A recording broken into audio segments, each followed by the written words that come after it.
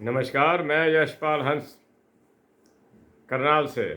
आशा है आप प्रसन्न होंगे, ईश्वर की कृपा होगी, संतानें आज्ञा में होंगी, घर में धन और ऐश्वर्य होगा, सबसे प्रेम और सौहार्द होगा। अगर ना हो तो मैं प्रभु से प्रार्थना करता हूँ कि ये हो जाए और माता सरस्वती की आप पर कृपा बनी रहे। आज छोटा सा वीडियो बनाने की कोशिश कर रहा हूँ। आज सोमवार का दिन है, महाराज भोलेनाथ का दिन है। मुझे पूर्ण आशा है कि आप शिव जी को मिलने ज़रूर गए होंगे और आपने शिवलिंग पर दूध, पानी आदि, हो सकता है गन्ने का शरबत भी अर्पित किया। गन्ने का शरबत धन प्राप्ति के लिए होता है, सर्व सुखों के लिए होता है, भगवान भोलेनाथ को दिया जाता है। आपने भी दिया होगा, मुझे विश्वास है। आप बहुत जल्दी उठ गए होंगे, तैयार होकर गए होंगे स्नान करके, आशा है मेरे। अगर नहीं गए तो कोई बात नहीं, अगले सोमवार को से कार्यक्रम बनाइएगा, भगवान भला करेंगे। आज मैं 2-3 बातें आपसे करने के लिए आया हूँ। एक थोड़ी सी चर्चा बृहस्पति पर है, वो मैं अक्सर करता भी रहता हूँ। कई चीज़ें रिपीट करने की कोशिश मेरी नहीं होती कि मैं कोई चीज़ रिपीट करूँ, लेकिन रिपीट करनी पड़ती हैं क्योंकि विषय तो वही हैं। 9 ग्रह हैं, 12 कॉलम हैं, वहीं पर ग्रहों ने आना है और उसी की स्थिति बताई जानी है। लेकिन जब कोई नई कुंडली, नई बात, नई चीज़ सामने आती है तो मैं उस पर चर्चा करता हूँ। आज मैं बृहस्पति पर चर्चा कर रहा हूँ, अंतरिक्ष का सबसे बड़ा ग्रह जो सूर्य के इस अंतरिक्ष के अंदर है और ज्ञान का स्वामी है। ये वेदना का स्वामी है, ये अध्यात्म का स्वामी है, ये कल्याण का स्वामी है, ये बहुत कुछ देने की ताकत रखता है। अगर ये कुंडली के अंदर अकेला लगन में बैठ जाए, ये मेरी बात को बड़े ध्यान से सुनना। मैं एक व्यक्ति को मिला हूँ जीवन के अंदर और मैंने उनको फ्रॉम ग्रास रूट बुलंदियों पर पहुँचते देखा और एक बार उन्होंने कुंडली दिखाई थी मेरे को, मैंने कुंडली देखी थी उनकी और मैं कुंडली देखकर समझ गया था कि इनकी उन्नति का कारण, सबसे बड़ा कारण बृहस्पति है। वो मैं आपको वाक्य भी सुनाता हूँ भृगु जी का। लगन में बृहस्पति, और उसको ना तो अस्त है ना वक्री है, और मुझे अब ये याद नहीं कि उनका किस राशि में था, लेकिन ठीक था। तो मैं उसी दिन मेरे को वो श्लोक याद आया भृगु जी का कि एकोपी जीवो लगनाए सर्व अरस्य निवारे का। अगर अकेला बृहस्पति लगन में बैठ जाए और बाकी सारे ग्रह खराब हुए पड़े हो, सब अरस्य निवारे का, सब दुखों का नाश कर देता है। और ये बिल्कुल सत्य है। मैंने जिन जिन के बृहस्पति को लगन में देखा, मैंने उनको कुछ विशेष ही पाया। अभी एक दिन पहले कई बार कुंडली देखने को मिलती है जिसमें गज केसरी योग सही तरीके से लगा हुआ हो, बृहस्पति अस्त ना हो, वक्री ना हो, चंद्रमा साथ बैठा हुआ हो और चौथा घर हो, तो मान लीजिए कि गज केसरी योग बहुत ताकत पकड़ गया। मैं जब उस व्यक्ति को मिला तो मैं उसकी पर्सनैलिटी देखकर ही चकित था कि बृहस्पति ने अपनी लंबाई, लंबापन, अपने स्वरूप, हालांकि वो बूढ़े हैं, बच्चा तो वो जवान था, 20 साल का भी नहीं होगा, तो मैं समझ गया, मैं ये व्यक्ति बहुत तरक्की करेगा जीवन के अंदर। और एक ही कमी आ रही थी कि उसके सेकंड हाउस के अंदर शनि था। शनि जब सेकंड हाउस में जाता है तो ये व्यक्ति में बड़ी कमियां लाता है। पहली कमी, वो बोलेगा नहीं, वो आपकी किसी बात का जवाब देना उचित नहीं समझेगा, चुप रहेगा। और दूसरे घर का शनि व्यक्ति को स्वार्थी अवश्य बनाता है। तो देखिए कहाँ तो ऐसे योग पड़े हैं, गज केसरी योग जैसे, लेकिन कहाँ शनि परेशान भी कर रहा है। तो हम तो कल्याण की कामना कर सकते हैं कि परमात्मा कल्याण करे। गुरु बृहस्पति व्यक्ति को अति धनवान करता है। मैं आपको एक और बात बता के चकित करता हूँ कि अगर 8वें घर के अंदर बृहस्पति बैठा हुआ हो और सही ठीक राशि में हो, कहीं अपनी राशि में हो, धनु में, मीन में, कुंभ में भी, ये व्यक्ति को बुढ़ापे में धनवान कर देता है। वृद्धावस्था में जब लोग या तो बीमार हो जाते हैं या मतलब ये कि जैसे हम सोच रहे हैं कि भाई पता नहीं कब जाना है, चले जाते हैं दुनिया से, वो लंबी आयु को प्राप्त करता हुआ, क्योंकि 8वें घर का बृहस्पति व्यक्ति को लंबी आयु देता है, लंबी आयु को प्राप्त करते हुए अपने अंतिम समय तक भी उनको कोई ना कोई आय का साधन अपने कर्म के माध्यम से, कोई पेंशन नहीं आती, अपने कर्म के माध्यम से मिलता रहेगा।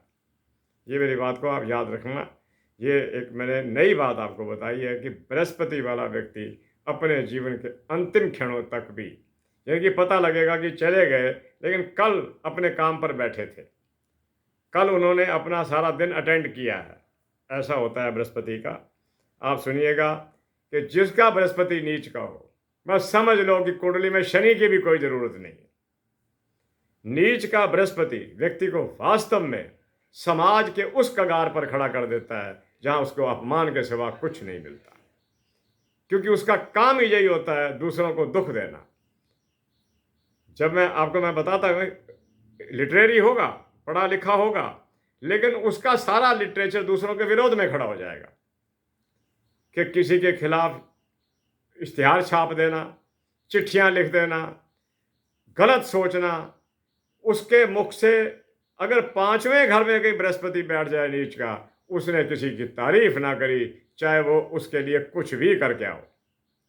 ये एक बहुत बड़ी कमी बृहस्पति जैसा ग्रह देता है। मैं आज बहुत थोड़ी सी बात करूंगा आपसे, अगर बात लंबी चल पड़ी तो चल पड़ी, तो मैं बता रहा हूं आपको कि ऐसी स्थिति अगर आप महसूस करते हैं कि बृहस्पति, देखिए, एक ऐसा प्लैनेट है जो किसी घर में कष्ट नहीं देता, अगर ये अस्त या वक्री ना हो। अगर ये अस्त हो गया तो इसका रोल ही खत्म हो गया।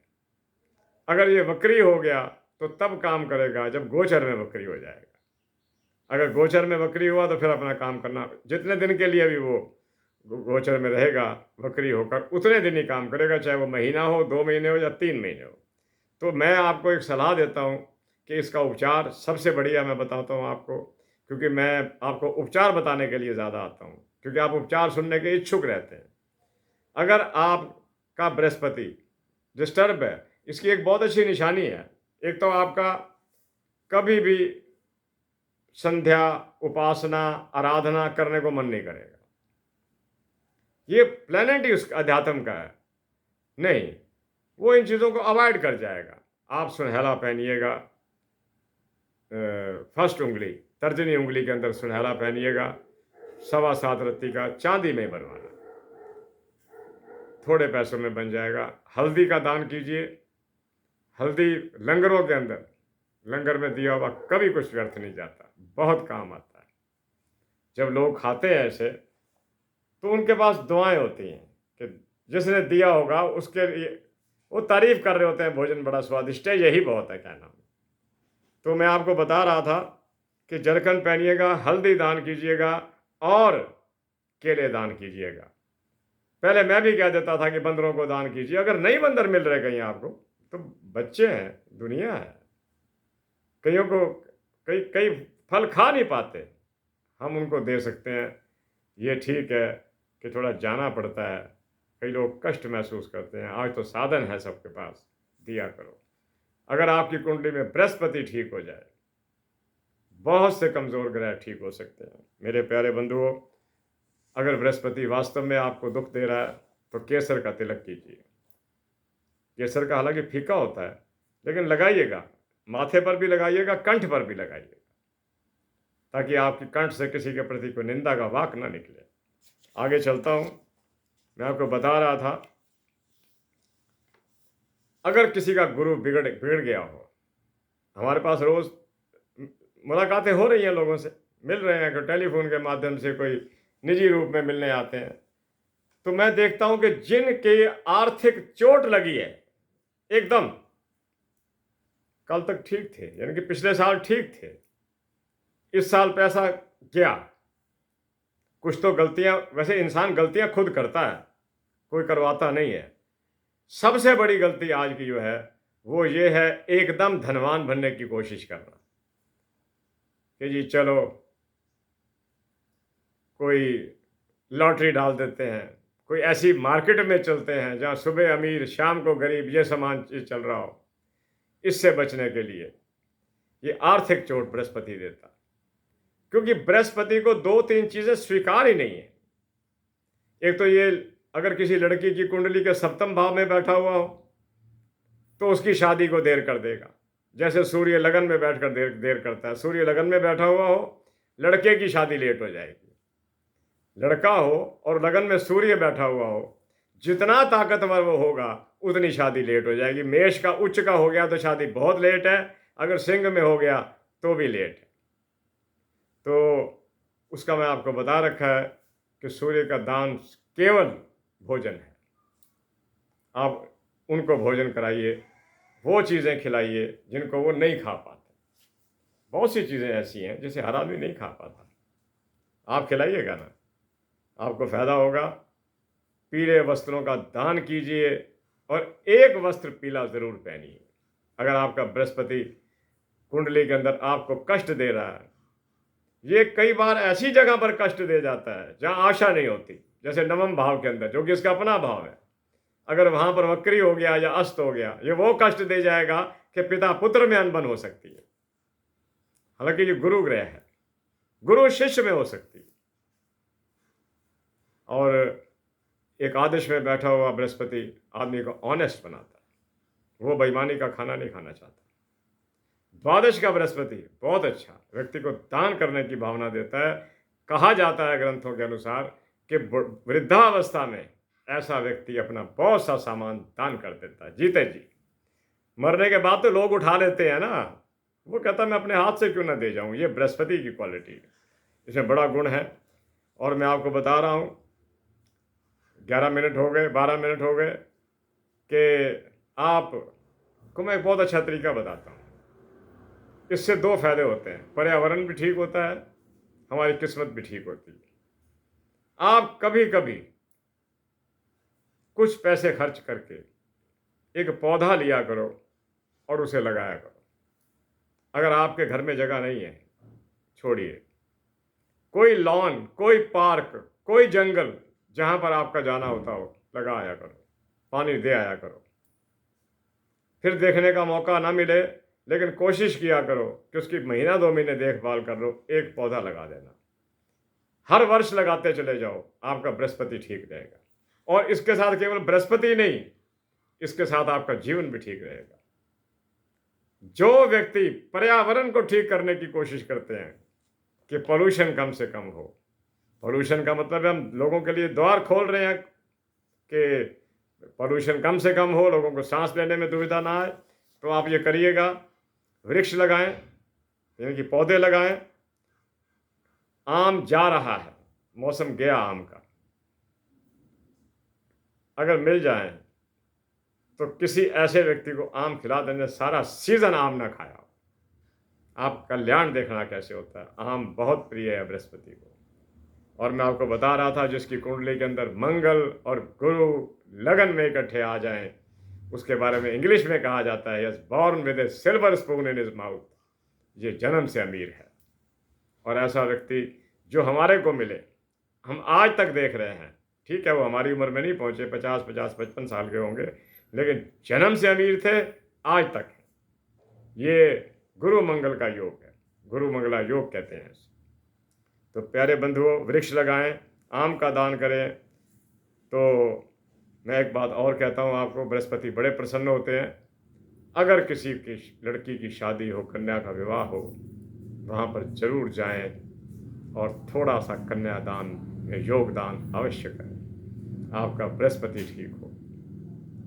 मैं आपको बता रहा था, 10वें घर का बृहस्पति अगर कोई बड़ी ताकत को पकड़ जाए, देखिए आपको मैं बताता हूँ, अगर तो 10वें घर का बृहस्पति बड़ी ताकत को पकड़ गया, कर्क में उच्च का हो गया, तो समझिए कमाल कर देगा, राजनीति में ले जाएगा। लेकिन अगर लगन के मालिक का शत्रु है तो आपकी वाणी से वो बातें करवा देगा कि जिसे सुनकर दूसरे आपसे रुष्ट हो जाएंगे। राजनीति में तो क्या जाना है, वो अपने कारोबार में भी ठीक नहीं रहेगा। प्यारे बंधुओं, 15 मिनट मैं आपको बता रहा था, गुरु और राहु के बारे में एक बात प्रख्यात है कि गुरु और राहु इकट्ठे बैठे हैं तो चंडाल योग बन जाता है, लेकिन मैं आपको बताना चाहता हूं, ठीक है गुरु और राहु इकट्ठे हैं, अगर गुरु वक्री ना हो, अस्त ना हो, तो गुरु अपना काम फिर भी करेगा, राहु अपना काम अलग करेगा, वो अपना काम अलग करेगा। ऐसे व्यक्तियों के अगर लगन में गुरु और राहु बैठे हों, गुरु ठीक स्थिति में हो, गुरु अपना काम फिर भी करेगा, क्योंकि ये राहु से कहीं मजबूत ग्रह है, कहीं शक्तिशाली ग्रह है, वो अपना काम करेगा, राहु उसके आगे नहीं बोल सकता। आप ध्यान रखना, इससे इतना घबराना नहीं इस चीज़ से। और अगर गुरु के साथ केतु बैठ जाए, मैं कहा करता हूँ भारत के पहले प्रधानमंत्री की कुंडली के 6ठे भाव के अंदर गुरु और केतु इकट्ठे बैठे हुए थे, इसलिए उनका कोई शत्रु नहीं था। कर्क लगन था उनका, वो धनुष स्थान था, बृहस्पति अपने घर में था, साथ में केतु बैठा हुआ था, केतु मंगल के समान है, इसलिए वो व्यक्ति जीवन में कामयाब हुए। आगे चलता हूं कि मैं आपको कई बार कहता हूं, जो चीज़ें मैं आज लिख कर लाया था, कि जिस प्रकार हम खाते हैं, जो हम खाएंगे वो हमारे अंदर जाकर वही एलिमेंट बनाता है, वही हमारी विचारधारा बनाता है। जैसे हमने अपने घर का भोजन किया, शुद्ध भोजन किया, शुद्ध समय पर और शुद्ध तरीके से किया, हमारे अंदर बुरे विचार आ ही नहीं सकते, क्योंकि बनाने वाला घर का व्यक्ति। मुझे याद है हमारे गुरुदेव कहा करते थे, भाई मेरा भोजन तो मेरी पत्नी ही बनाएगी, यानी कि मेरी गुरु माता बनाती थी, वहां पर कोई रसोईया उनका भोजन नहीं बनाता था। पता नहीं क्या बात थी, वो कहते थे मुझे कोई भरोसा नहीं कि इसके मन में क्या विचार चल रहे हैं, जो विचार रोटी बनाने वाले के मन में चल रहे होंगे वही विचार रोटी में आ जाएंगे। मुझे याद है, जीवन याद करता हूँ, जीवन की बातें याद करता हूँ तो याद आता है कि हमारे परिवार में भी कुछ लोग ऐसे थे जो अपने बच्चों की, अपने पति की, अपनी सासू माँ की और अपनी रोटी खुद बनाया करते थे, और रोटी बनाते समय, आटा गूंदते समय गायत्री मंत्र का निरंतर जाप किया करते थे। आज कोई ऐसी स्थिति देखने को नहीं मिलती। मैं तो धन्य समझता हूँ उस माता को, मुझे शक्ल उनकी याद आती है, अब तो दुनिया में नहीं है वो, कि जितनी देर आटा मला जा रहा है, जितनी देर रोटियां सेकी जा रही हैं, बन रही हैं, गायत्री मंत्र का जाप अपने मुंह से किए जा रहे हैं। और वास्तव में उनकी 2 पुत्रियां, दोनों ने बड़े बड़े एग्जाम पास किए और अधिकारी पद से रिटायर हुए।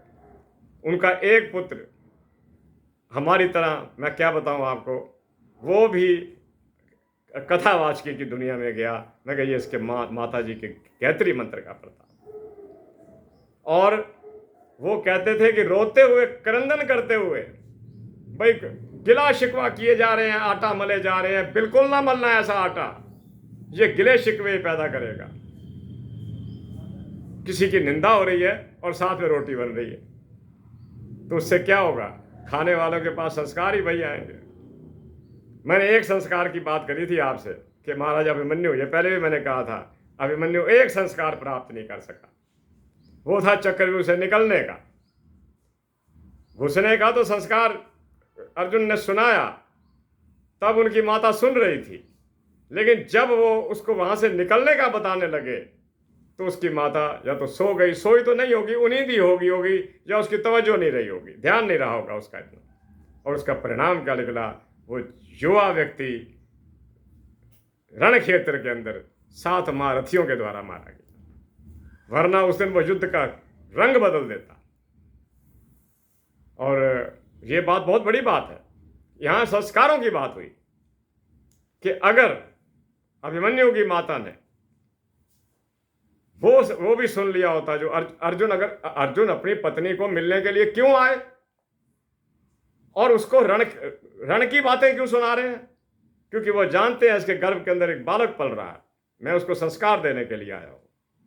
अगर उस दिन अभिमन्यु अपनी माता के माध्यम से चक्रव्यूह से निकलने का भी साधन सीख लेता पिता के द्वारा, तो अभिमन्यु की हत्या ना होती। इसे हत्या ही कहा जाएगा, और क्या, वध तो कह नहीं सकते। तो मेरे प्यारे बंधुओं, 20 मिनट हो गए, आज की जो बातें थी मैंने आपसे करी। मेरा मन तो था कि मैं आज आप पर शनि पर भी चर्चा करूं, लेकिन इतना समय नहीं है।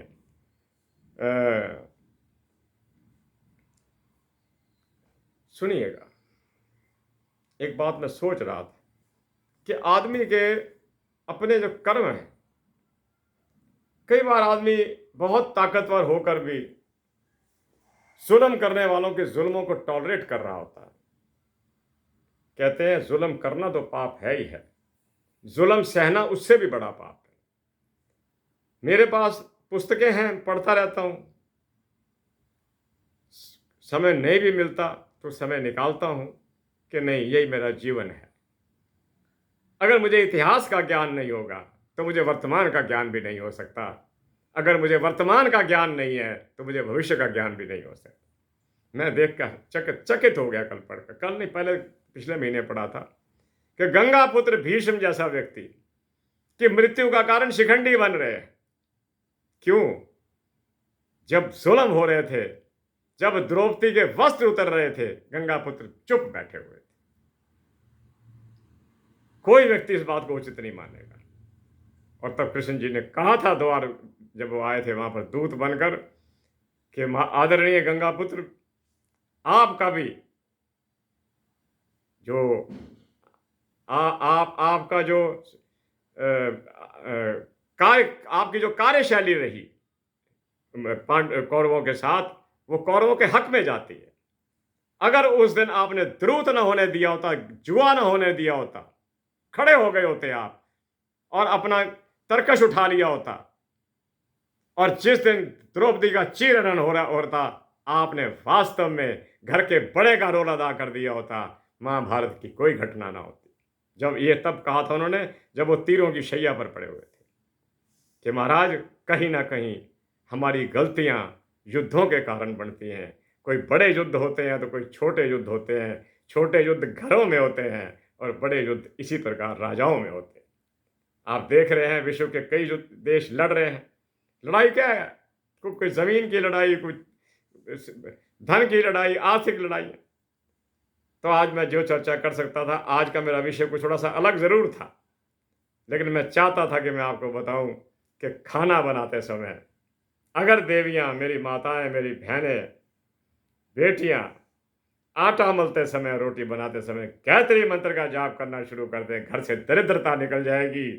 घर में आ रहे कई प्रकार के दोष, संतानें बिगड़ रही हैं, नहीं बिगड़ेंगी, संतानें कुछ बन जाएंगी। रोटी बनाते समय गायत्री मंत्र का जाप करते रहिएगा। गायत्री का एक एक अंश उस आटे में चला जाएगा, उस रोटी में चला जाएगा, उसमें। ये मैं नई बात नहीं कर रहा आपसे, मुझे तो बचपन में सिखाई गई थी, हम देखते थे। बहुत कुछ तो गुरु जी के आश्रम में सीखा। माताजी भी कुछ कम नहीं थे, उनकी भी इच्छा थी मेरी संतानों के साथ मोह होना एक और बात है, वो सबको होता है, लेकिन संतानों के भविष्य का निर्माण करने का मोह होना किसी किसी के अंदर होता है, कि मेरे बच्चों का भविष्य बने। गायत्री सरस्वती का रूप है, गायत्री ईश्वर का रूप है। कृष्ण जी गीता में बार बार कह रहे हैं कि वेद के छंदों में गायत्री छंद मुझे ही कहते हैं, और जो लोग गायत्री छंद का जाप करते हैं उन्हें कष्ट नहीं आया करते। चले जाते हैं, दरवाजे से चले जाते हैं कि ये तो गायत्री मंत्र का जाप कर रहा है। और मैं कल भी कह रहा था कि जो लोग यज्ञ करते हैं वो दूसरों के कष्टों का हरण कर सकते हैं। 23 मिनट हो गए सर, आज्ञा चाहता हूं। मन रोज होता है, माँ रोज कोई ना कोई नई बात समझा देती है कि जा आज ये बात करना। आज वो बृहस्पति पर और गायत्री मंत्र पर चर्चा करने का आदेश था, तो आप फिर सुन लो। आटा गूंदते समय गायत्री का जाप, कष्टों का हरण। घर में कष्ट नहीं रहेगा, आपको कहना नहीं पड़ेगा मेरे बच्चे बिगड़ गए, घर में पैसे नहीं है, ये नहीं है, वो नहीं है, लड़ाई हो रही है, सास बहू लड़ रही है, ननद भी लड़ रही है। गायत्री जहां होगी वहां झगड़ा नहीं हो सकता। इसी के साथ करनाल हरियाणा से मैं यशपाल हंस साहब से आज्ञा लेता हूं। कल फिर मिलता हूं, अगर माँ ने कोई नया चैप्टर दे दिया तो, और ईश्वर ने मेरे शरीर को ठीक रखा तो फिर आपको मिलता हूं। फिर याद रखना, गायत्री का उपयोग किचन में होना चाहिए। आटा गूंदते समय, रोटी बनते समय, सब्जी बनते समय, वो सब्जी नहीं, रोटी नहीं होगी। समझ लीजिए कि किसी ने आपके आगे सुखों को परोस कर रख दिया है। आप सुखों का सेवन कर रहे हैं, कीजिएगा। इसी के साथ आज्ञा चाहता हूं, फिर मिलता हूं। जय जगत, जय भारत, नमस्ते, नमस्कार। ईश्वर आप पर कृपा करे और माता सरस्वती आपको मेधा और प्रज्ञा बुद्धि प्रदान करे। आप सुखी रहें। नमस्ते, पुनः नमस्कार।